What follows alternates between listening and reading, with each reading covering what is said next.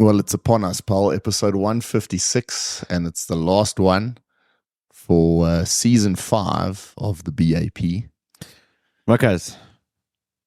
What a year to be. Yeah. Season 5 sounds pretty cool, though. Does, eh? That's like very institutionalized. Yeah. Now. It was a pre-COVID podcast, let's say. Yeah. It wasn't started during COVID. Happened before. Yeah. That's kind of like, it's kind of weird, eh? Like the COVID thing was so long ago, actually. But so many of these type of things popped up during COVID. Yeah. I think it's kind of cool that. Yeah, this is pre-COVID. It's pre-COVID, man. And it's way post-COVID. And yeah, man, it's doing well. Still a shitload of fun to get in here every week with you and do this podcast. It is, eh? And yeah, man, you know, it's one of those things that's, what's the word for it? Bittersweet to be taking a break now for the December period because you build up a bit of you get a bit momentum. Of a cadence going. Yeah, it's always difficult that first one back. Yeah.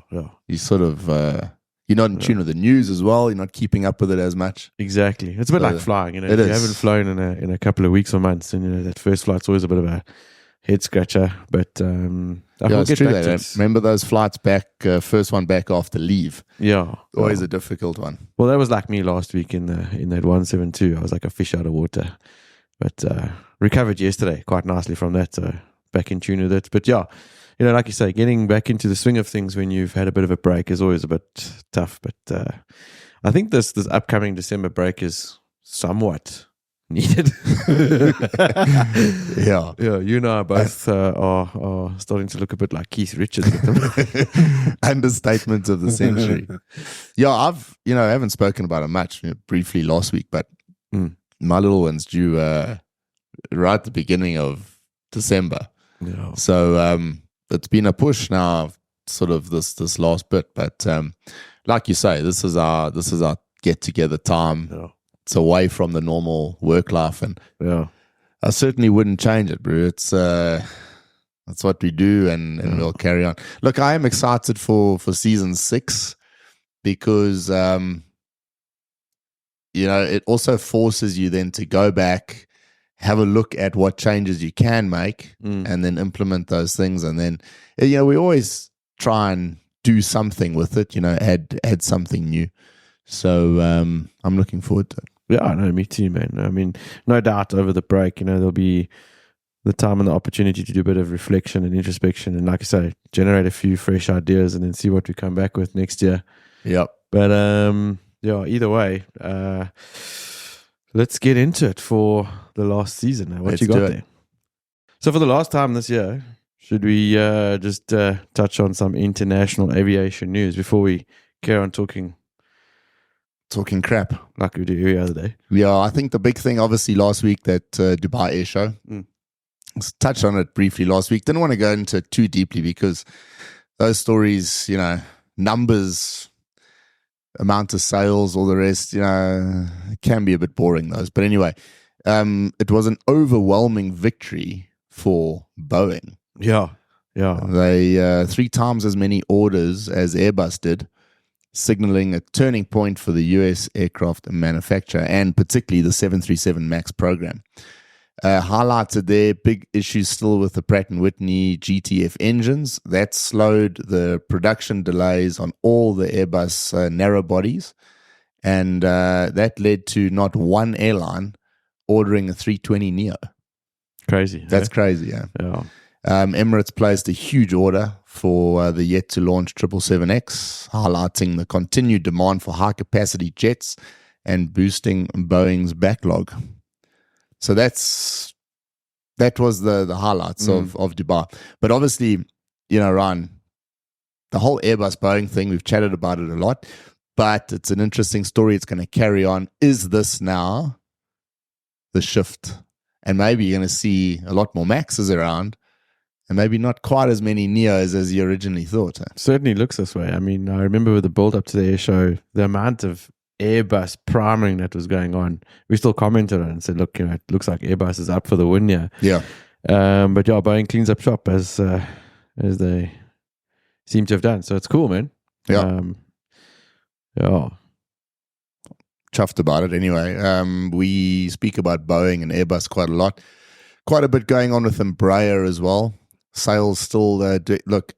The Embraer brand has done bloody well. If you go back, I think this was pre-COVID as well. The whole the Boeing Embraer deal, which fell apart, nearly destroyed Embraer. I mean, and they've kicked on quite nicely. Very good article. It's quite an in-depth article in the Air Current. Leave the link in the notes. Check that out. On top of that, the E2 has now got certification in Singapore, which is good. It's pretty weird. Why did it take so long to get E2 certified in Singapore? Anyway, Embraer are going places, and that market, that 190 market, really serving Airlink well. Yeah. And a lot of other operators around the world. So big things for Embraer. And you tap that, or you tie that into how well, Boeing have now done. And it's just so cool. We're doing a podcast every week about this industry that is blasting into space, man. No, it's true. Yeah, it's so different from where the podcast started. Yeah, exactly. When you were scraping for info, info and good news stories. Now it's like take your pick. There's no shortage of good positive content now, and like you said, the Embraer brand has definitely got a much bigger footprint in Africa than it used to have. I mean, not only with Airlink here, but I mean throughout Africa, the 145s and the E190s and E2s to a large degree as well. I'm a big fan of those that gauge aircraft. As a passenger on that gauge aircraft, really nice. Yeah, I mean, particularly that 190. If you get yourself in one of the front seats there, when they've got the sort of business classy layout, to sit by yourself there is kind of cool. Yeah. Very nice. That's awesome. Biggest airlines in 2023. Any guesses, bro? That's an interesting one. No doubt it has to be some United States-based airline, eh? Yeah. Delta leads in revenue. Yeah. Asset value and market capitalization with 54 billion. That was your salary last month. Yeah, still haven't spent all of it. So 73 billion and 21 billion respectively. American Airlines leads in number of employees and operates the largest fleet of 1,002 aircraft. Shit. That's big, eh? That's massive. I mean, that dwarfs everything else. That's insane. It's crazy. How many Emirates have? 400 or something? Probably around about that. But, thinking about those numbers, what did we say? How many crew per aircraft? It was an average of 10, hey? So crew numbers. Yeah. 10. Was it 5 crews? It's going to be more than that. But I mean, yes, managing that is going to be quite something. Yeah? No, it's crazy. The next one, I quite like. FedEx pilots offered bumper deal if they quit for US regional airline. Let's have a look at this one, Memo says FedEx President Pat DiMomento, the parcel delivery company's pilots has encouraged them to consider moving to an American Airlines regional carrier. According to the message posted online, cites that FedEx is significantly overstaffed and that air cargo demand remains stubbornly at levels similar to 2019. Shit. However, while FedEx may have more pilots than is needed, the VP points out that the passenger industry is not facing the same issue. We know about that. Carriers continue to hire pilots at a pace we haven't seen in recent history, blah, blah, blah. And bottom line, there are too many pilots at FedEx, so please go to a commercial carrier. We weren't talking, it wasn't so long ago, we were like, the savior of the industry was the cargo side. Yeah, I mean, even pre-COVID. And that's the States. Yeah. But pre-COVID, FedEx was one of those go-to airlines. Yeah. The guys were pushing for that because, I mean, they were offering the best packages, if I remember correctly. I mean, it was I don't get the airline to go to. Yeah, it's quite something. So, I mean, what is that saying? Is FedEx on the shrink because of competition like UPS and Prime Air? Well, they've always been there. I mean, Prime Air is so small compared to them. Yeah. Is it Prime? Yeah, it is Prime Air. But I wonder is that a US thing because China's now kicked up again? Yeah. What was an article we read last week? The cargo carriers there doing so well in China. So, yeah, you wonder, has the cargo side shifted to the usual players like in Hong Kong and all the rest again and taken away then in the States? I don't know. It was one of our mates, Andrew Evans, put up a post on the interwebs this week where he put a picture up of his aircraft up on the apron. I think it was him. Somewhere in Hong Kong or wherever, but there was a picture of all these 747s on the apron. Yeah. And he flies the cargo side of things as well. So, there's definitely no shortage of massive cargo movement that side of the world. No. Especially with the 747s. No. So, yeah. Things are picking up. Riyadh Air unveils second new livery design. I'm actually a bit bummed about this one. Something about, Because... there it is there. It was that awesome sort of, let me see if there's a picture here. Yeah. There was that awesome, like a blue, eh? Yeah, and the whole area. There it is. That it's like a purpley blue. It looks like a Formula 1 car. That's legit. That's the tits. Hey? So what are you saying? Are they, is that now the second sort of... Yeah, but you just, whenever there's a white one, there's always going to be the standard. That's boring. It's like Airlink, that black Airlink aircraft looks so awesome. Slick, eh? Hey? Yeah. I dig it. But yeah, anyway, another design there for Riyadh.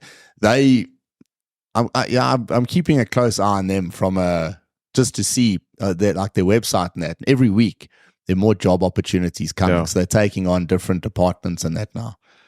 So that's going to be very, very quick. Get your CVs in there. I still think that's a very viable opportunity. That Definitely. Melbourne Airport first in Oz to beat pre-COVID international numbers. Okay. It's not It's not hard to believe. It's not hard to believe, but Oz things have kicked up nicely there. Remember Oz? Things were bad during the they were quite dark tight. days. Yeah, Hey? yeah. You weren't allowed to do anything. No. And things have picked up there drastically. I mean, between Oz and New Zealand, you couldn't move. You couldn't move. Airports adding more flights, services from Singapore Airlines, Air India, Vietjet, Batik Air, launching seasonal services with Asiana. So, the things are going good. The increase in international capacity is not only good for consumers due to potentially lower prices, but a positive economic implication on the state of Victoria, with an average daily international flight worth 154 million Aussie dollars to the economy. Pretty good. North Atlantic successfully landed the first 787 Dreamliner in Antarctica. Did you see that one? I did actually come across that. That's Were you looking at the aircraft or? Yeah, I was looking at the aircraft 100%. What aircraft is that, Ryan? North Atlantic Airways successfully completed the world's first 787 Dreamliner, blah, blah, blah, for scientists and essential research equipment. They do look like scientists, them there. Yeah. The use of modern fuel-efficient aircraft like the Dreamliner helps reduce Sorry, Caroline. Helps reduce the environmental impact of flight operations to Antarctica. Yeah, that's why they're using a 787. Yeah, 100%. Because it reduces. I mean, yes, they come up with stuff. Huh? Wasn't there a picture of its there was a landing here, I think, as well. See what this is, yeah. No, is that an actual, this might sound, I mean, have they gone and built a runway there? It looks like it. Huh? Hey? I mean, it's, see if something comes up here. YouTube ads. Yeah, too many ads. Yeah, but that's kind of cool. Looks cool. Must be nice to fly in there.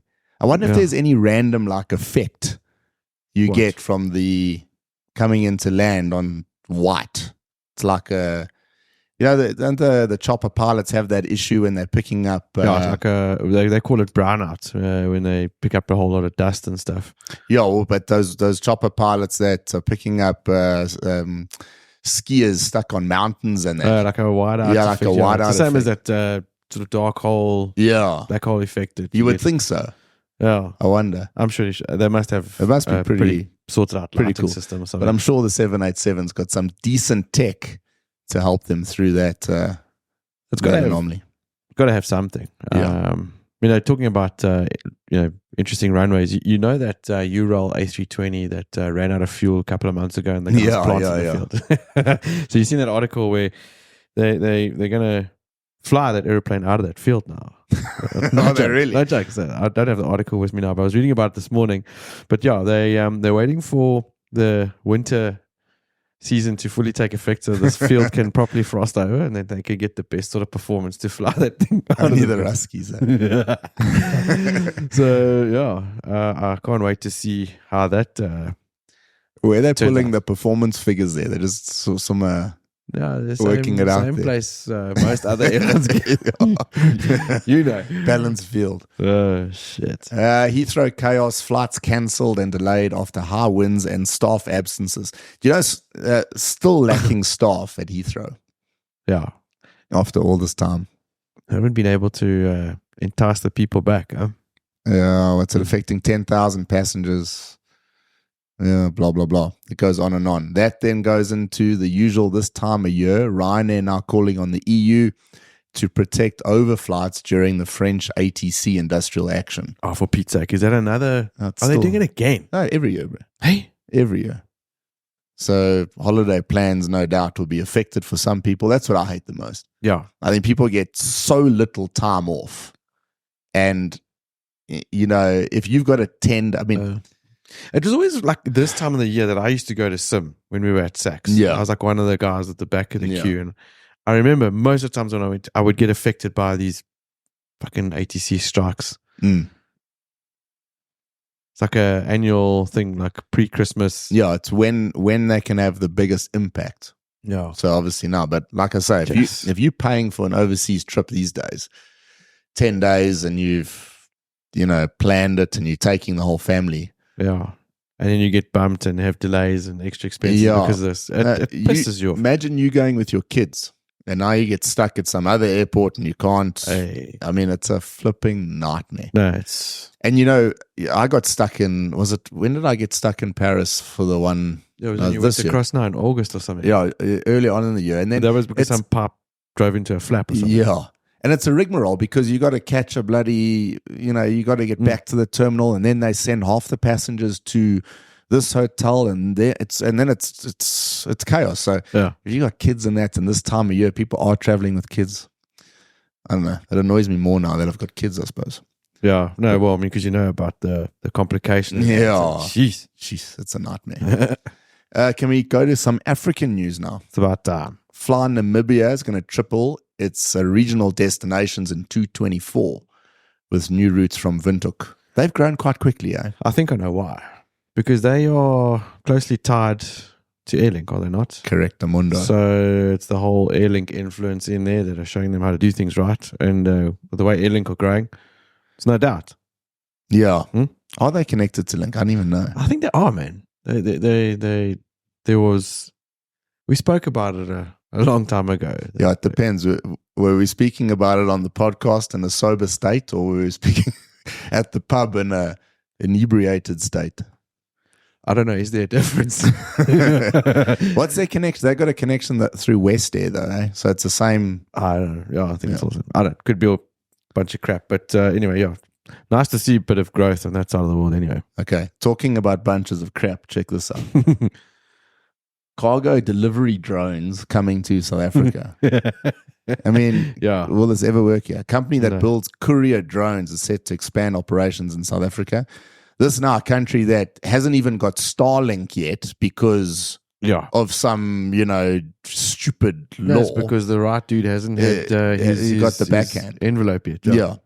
So Dronamics announced a partnership with Aramex to expand to new regions. Drone logistics services are yet to start being widely used. Yeah, of course. Okay. That thing's got normal. Where's that going to just somewhere land on your driveway? I don't understand that. I mean, come on. know, That's not going to work, yeah. This whole drone thing's taken a bit of a... it's going to piss off all the existing courier drivers and It is, CCD and DSV, all these oaks. Yeah, but they big. It'll piss off like... maybe those oaks that are driving those vans will start flying the drones now. Yeah, you wonder... Yeah, all the infrastructure that Amazon went through for that drone delivery service in the States. And now, imagine trying to... I mean, there's no infrastructure here yet, is there? Not even electricity. What are you talking about? Don't be negative, bro. Yeah, sorry, mate. It's the last episode of the year. Sorry, I'll tone it down. This is a cool one because they're a cool airline and we should support them a lot more. Cemair have launched a red class option for passengers. There's a beautiful CRJ 200 there. Yeah. Agree. Cemair will be introducing a new seamless, stress-free premium travel upgrade for passengers with their red class offering. That's from 1 December. Gav's birthday. Huh? That's it. According to Travel News, Shanil Singh, he's such a good oak. Chief Commercial Officer of Cemair revealed that Red Class will be aimed at travelers who value comfort and convenience. Red Class is a broad bouquet of services aimed at travelers that value comfort and convenience. It allows passengers to reduce their airport waiting and processing time to a minimum at all of the regular choke points. Airport parking is replaced by valet. Check-in counters and bag drops are prioritized. Airport security queues are fast-tracked, and the aircraft boarding process is personalized. Okay. That's cool. So it's a basically a pre-flight sort of service. It's not doesn't have anything to do with once you're on board. Well, let's see. Any extra frills that, passengers can also enjoy additional legroom and premium catering on board their flight. Passengers will also get priority disembarking and their baggage delivered first. There will even be airport lounge access for those arriving early. Yeah, so there is some perks. There are quite a few perks. How much extra does it cost? I don't know. Check it out. But I'm sure that's something like Chanel probably thought up. If you get a chance to go and have a beer with Chanel, take him up. He's a hell of a good laugh. Lots of stories. Hell of a good oak. Sounds good. I wish them the best with that. I dig it when an operator comes up with like, let's try this new thing. Yeah, fresh idea. Like no one else is doing it. This is a total new idea, and let's see if this thing works. I quite like that.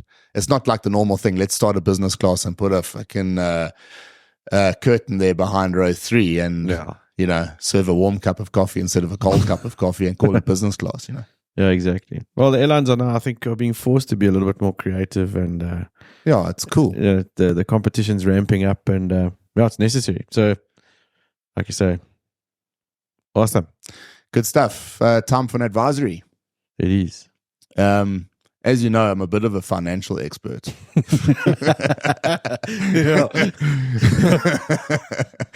Everyone that's followed our financial advice has done really well. NFTs are soaring. Yeah, they're doing so well. Crypto's on a new level. So we'll continue.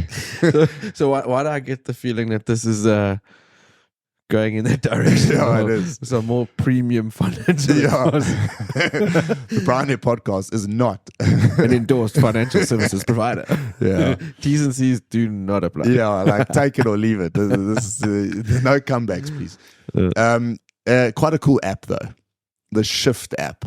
I've seen it. Yeah. It's cool. So it's a Standard Bank thing. Standard Bank have been into this online being able to buy shares and the US stock market for ages. They've made an app. It's an award-winning app. You can put virtual cards on there. I use it now when I went to France. Oh, yeah? I put a Euro virtual card on there. What I like with it is my missus enjoys buying the odd thing from like an Instagram like online shop. Okay, you got no you don't really know how legit they are. Mm-hmm. Just one of those things that you're not sure if you can trust or not. Yeah, and also it's like one of those ones where you put your card details in. You're like, and you just hope you don't get scammed. Yeah. So what's cool with this Shift app is that you can actually make as many of these virtual cards as you want. So you can make a virtual card. It's got a number, it's got an expiry date, and it's got your CVV number. So if you're buying something for $1,000, you can actually load it with $1,000, put it in that card, pay for your online purchase. If that card is scammed, all right, first of all, the CVV number changes straight away. Second of all, there's no money in that account anymore because the card has got no more bucks in. Okay. So I quite like it from that perspective. I think it's quite cool. That's the one thing. The other thing, what you can do, you can fiddle around with the Forex. Now, I am no wizard, but I've made, I don't know, about maybe $2,000 just shifting between the US, the dollar, and the rand. Really? Yeah. No? So when the rand climbed the other day, bought rands, then it bombed out again as it does, sold them, wait till it drops again, buy some more. So you can just do that. But what we're going to do, you and I, you're doing it as well, by the way. Okay. Because we need to report on it. So we're going to buy some shares, Paul. All right. Yeah, we're going to buy shares in some airlines and aviation things. It's actually a good idea. Yeah. Yeah, let's get in while you've got strike to, while the iron's hot. You got to if we're going on your Boeing, it's so cool to see the okay. Yeah, are you going to buy some shares in Boeing or a share? I get what you're saying. You know what I mean? It's a good idea. Might as well let's get in on this and see where it goes. I mean, we providing the financial advice on these aviation markets every week. We might as well get rich off of it. Yeah. And on top of that, you can join our Bryan Financial Services little thing on the side where we offer this advice free of charge.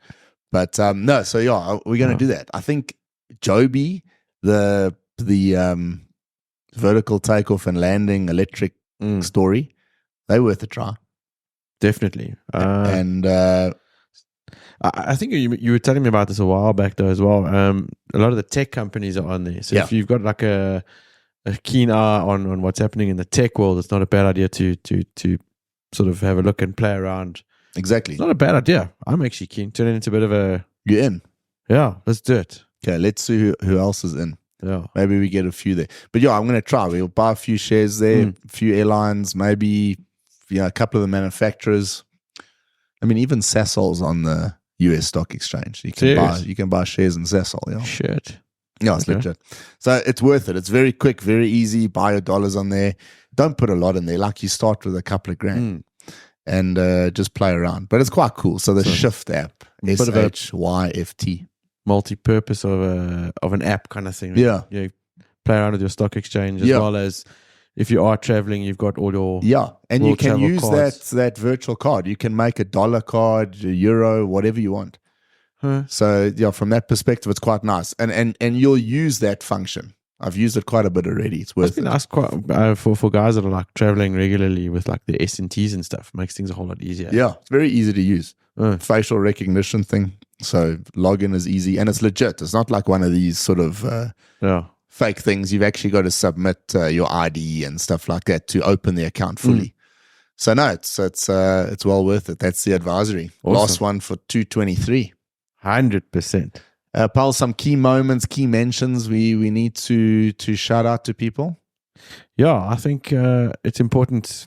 Again, we've received a tremendous amount of support and upliftment this year from everyone that listens to the show and supports us on Patreon, YouTube. So I think, being the last show of the year, I just want to say a massive thanks to everyone that really digs listening to us and watching us every week and puts up with some of the shit that we talk, but at the same time also supports us. And then still comes back the next week.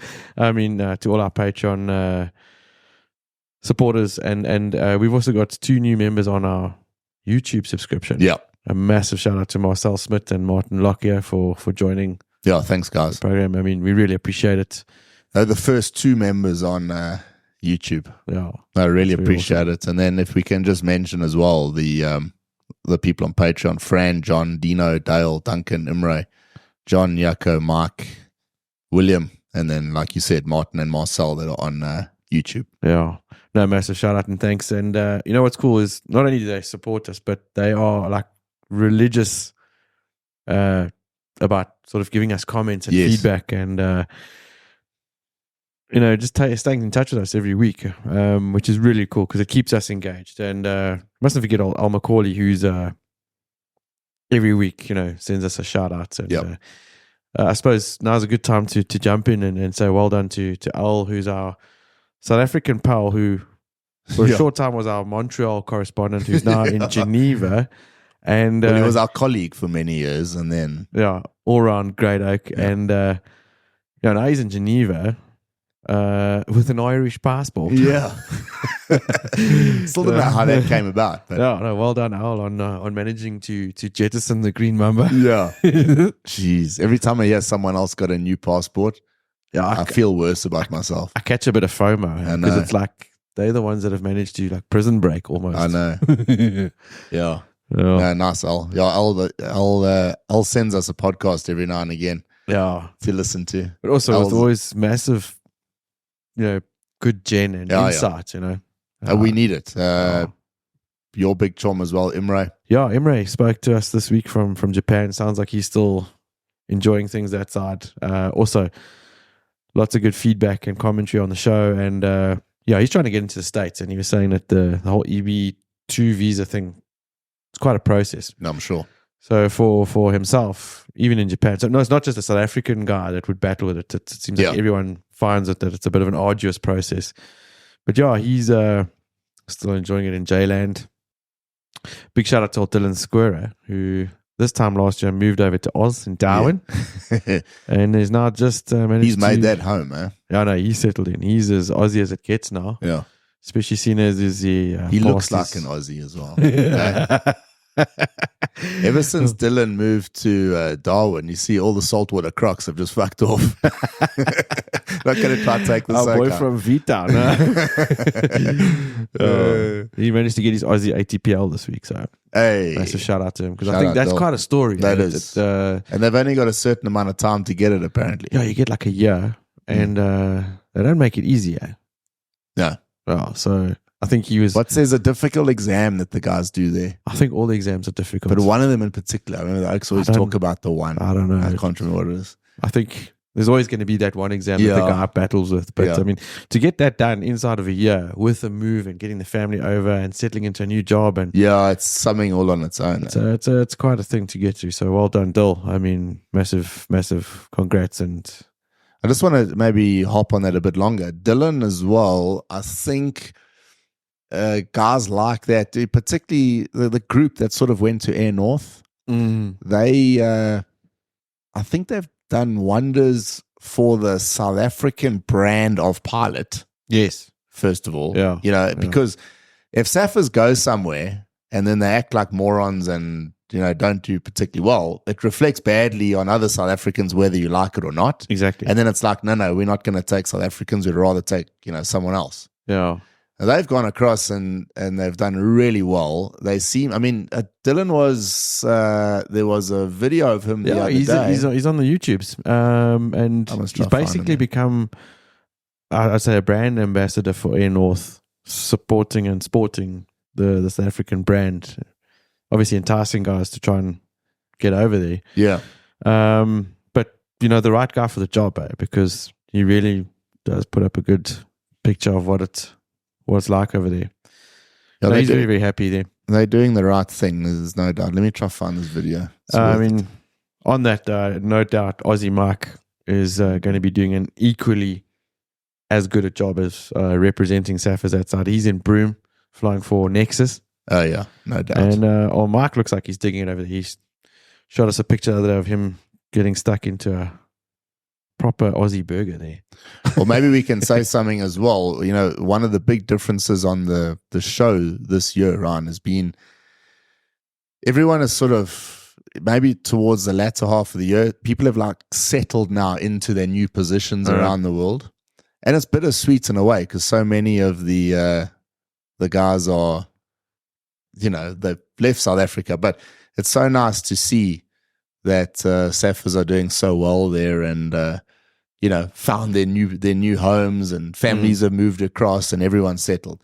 And in particular, Mark, because Mark went through such a difficult phase, and to get across there is just so cool. So no, that's been one of the big victories this year. Yeah, definitely, and I think a last shout out as well also goes to old Justin Jarvie. Yeah, he finally got his commercial pilot's license yesterday. Well done, pal. He's been working on it for over a long time, so done and dusted. Nice to see another success story. Yeah, doing your comm is you forget you back in the training side of things now. It's not so straightforward, and well done to Just. It's so expensive for anyone doing it now, hellishly expensive. But you've got the opportunity now. There's so much available to you. You can go and do whatever you want, man. Exactly. It's just up to you. Which direction do you want to take the career? Yeah. So No, it's massive. And then I suppose one last mention as well is to Dave Leroux and his team. They've got the upcoming Vonderboom Safety Symposium. Yeah. All right, let's before we get that. There's old Dill. Yeah. Hey, he's wearing it. He looks really, really happy. Check it out. Representing. Oh. I'm probably going to take this video down now because I'm zicking someone else's. No, we're promoting. Yeah. North. Like you say, Dill's one of those guys as well who he's an all-in kind of thing. But you got to be like that, Ryan. Eh? You either commit at 100% or not at all. Yeah. And it's the best attribute to have. Yeah, it's the only way to do it. And I think, like I said, I think they've, they're doing the Saffers proud by doing it that way, and having that attitude is absolutely imperative. It's been imperative for us to do it this year, Ryan. Shit, I tell you what, there were times when it was it was touch and go. What should we actually do with this thing, man? Yeah. But that's cool. We stuck it out, and that's what matters. Yeah. So, on that note, what are the plans for December? Well, I know what your plans are. Yeah, changing nappies and drinking Red Bull, taking it easy. Yeah, I know. Look, I'm going to be here. I'm not going away, obviously, staying in Josie. We've got a busy period now leading up right to when we close. And then January, I mean, the training side of things is just picked up. It's like you can't believe. So January is busy. Like I said, I'm quite keen for the, not starting with a fresh sheet of paper because we're not doing that. But, January is always a bit of a time to, try and start off clean again. And then hit the ground running. We've got a few ideas, and I think I'll probably take more of a break later on in the year. I know you're going to finish your instructors pretty soon, so you'll definitely need a break. Yeah, I know. I'm trying to get that done in the next couple of weeks, and then I've got a couple of other things on the go at home, and we'll do our best to try and enjoy a bit of a break over Christmas and that, but at the same time, get charged up for January, and then it's often a difficult time for pilots this time of year because it's not like pilots just are off. No, it's actually kind of shit for pilots because the rest of the world is slowing down and being all jolly and taking a break and sitting on the beach and Bryan, and pilots are actually now when they work, they're fucking asses. Yeah. The difference for me is always when you walk through the terminal building. Yeah. So you walk through the terminal building on a normal weekday, and there's guys in their suits and people are off to business meetings, and you kind of don't feel so bad about your jobs. But in December, January, the Oaks are in their Crocs, board shorts and flip flops and their vests, beach vibes going, bodyboard under their arm, and you're always like, man, you have to go into your four-legger double George, particularly when you go land in George or something like that, and the Oaks are getting off, and there's like a bit of a vibe, holiday vibe. Yeah, I miss that. Yeah, no, but thanks, pal. Thanks for all your hard work through the year. Looking forward to nailing it next year, making the podcast grow. And again, just to everyone that's tuned in, that's listened, that shared the podcast, that's subscribed, that's liked a post on Facebook, that's shot us a message, given us a bit of gen. Really appreciate your support of us and the show in general. It really is just I don't know if you know really what to say. That's just epic. And from our side, cuz thank you for everything you've done this year as well, all your hard work and effort, and for always keeping things going and making it lacquer as a team to do this. Yeah, I thoroughly enjoy it, and I'm glad we do this every week for sure. And when we're gonna be back, second week of Jan, second week in Jan, somewhere around there. It won't be a late Jan thing. Probably second week of Jan we'll be back, and good luck to you and Nicole and little Capri with the arrival of the. Yeah, thanks, man. And we're looking forward to seeing all the pics, man. Yeah, I'm excited. I'm very excited. Awesome. Shot, pal. Thanks, everyone. Cheers, everyone. Have a wonderful Christmas. Happy New Year. And we'll miss you guys. Yeah, all the best. Thanks. Bye. Yeah, 204, 28 right, echo, echo, line up and wait. 28 right, echo, echo, line up and wait, 9204. EC40, 103, contact Chicago departure. Good morning. That was 553, uniform, so left heading 250 on another turn. Left heading 250, Sky 553, uniform. Tower runway 34. Runway 3494 for now, stand November short of Echo Echo, and we'll work that out. You can expect the full length for departure. November short of Echo Echo, runway 3494. Skywest 553, uniform, turn left heading 220 and contact Chicago departure. Left heading 220, contact departure, Skywest 553, uniform. Sky 204, flighting 270, 28 right, Echo Echo, cleared for takeoff. Sky 28 right, and Echo Echo, cleared for takeoff, heading 270, United 204. Sky 5169.